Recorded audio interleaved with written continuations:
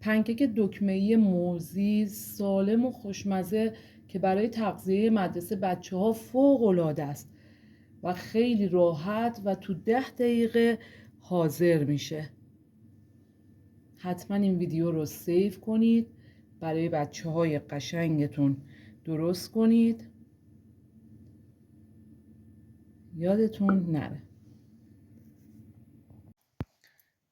مواد لازم: تخم مرغ 1 عدد، آرد نصف لیوان، شیره انگور یا خرما 3 قاشق غذاخوری یا شکر 2 قاشق غذاخوری، شیر 3 قاشق غذاخوری، وانیل نصف قاشق چایخوری، بیکینگ پودر نصف قاشق چایخوری، روغن مایع 2 قاشق غذاخوری، موزم 1 عدد که حلقه حلقه میکنیم.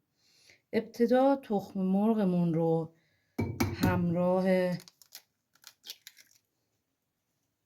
همراه با وانیل به هم میزنیم.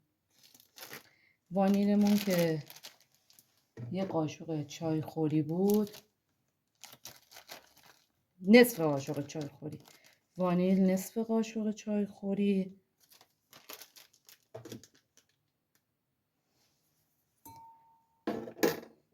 به هم میزنیم.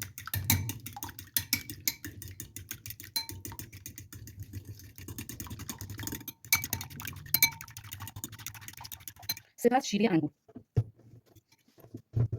انگور یا خرما 3 قاشق غذاخوری.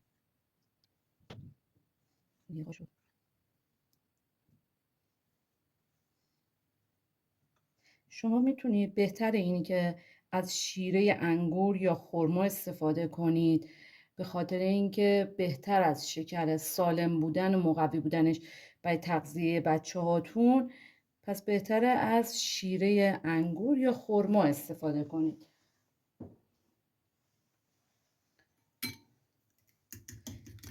اینو به هم میزنیم تا با هم دیگه مخلوط بشن.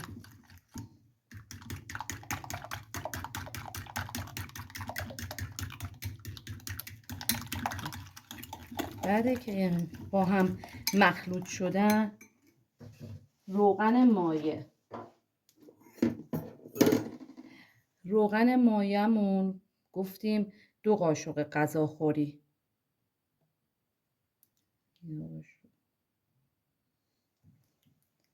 2 قاشق غذاخوری هم روغن مایع اضافه میکنیم.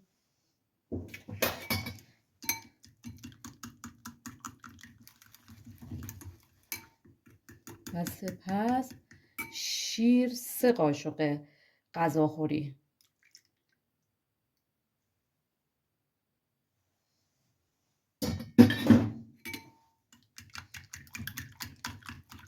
اینا رو به هم میزنیم کاملا با هم دیگه مخلوط بشن. بعد نصف لیوان آرد داشتیم که اون رو اضافه میکنیم.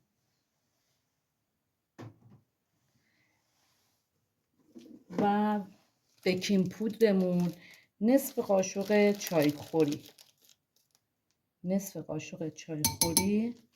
اضافه میکنیم و با هم مخلوطشون میکنیم.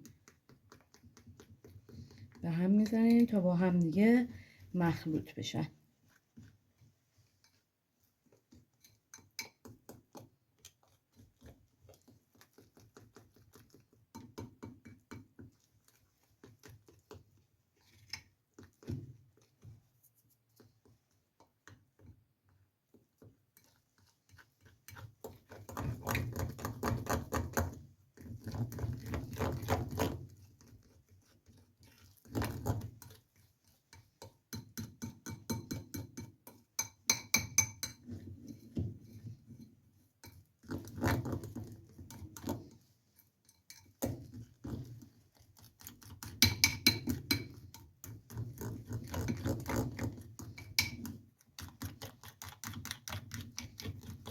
کاملا که با هم مخلوط شد و به این غلظت رسید، موز حلقه شدهمون رو داخلش میریزیم که با موادمون آغشته بشن.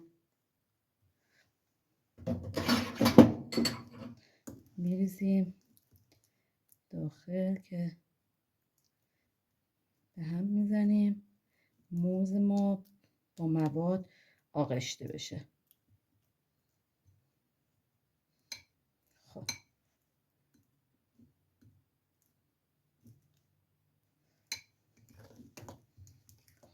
این از این.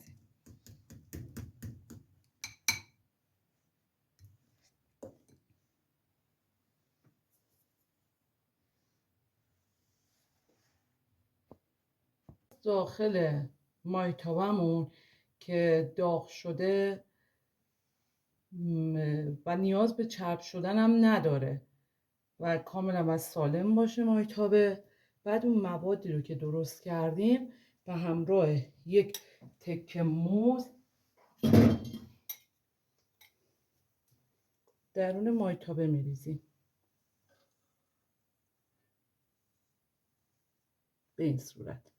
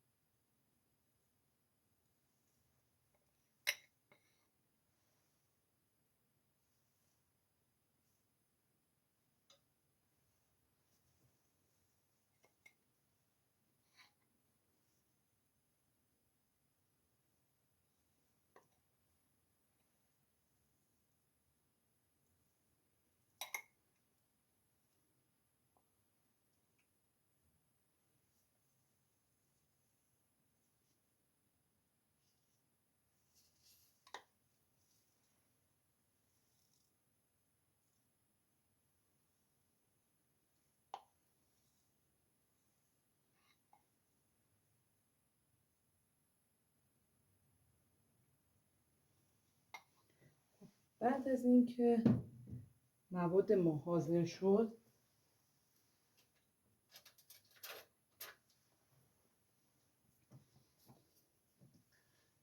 یه طرفش پخت برمیگردونیم تا طرف دیگه‌ش هم پخته بشه.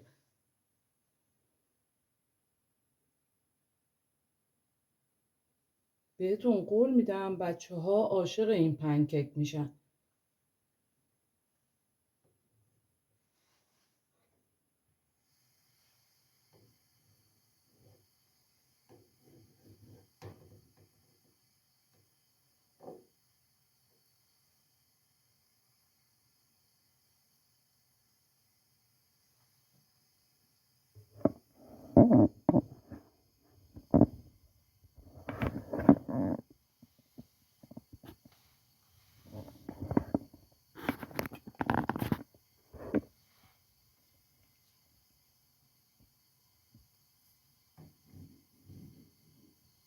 پنکیک ما که یه طرفش حاضر شد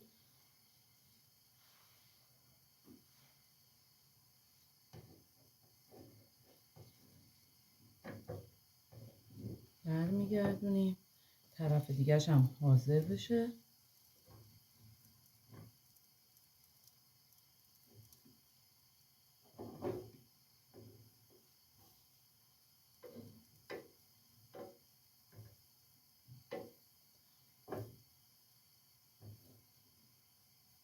این راحتی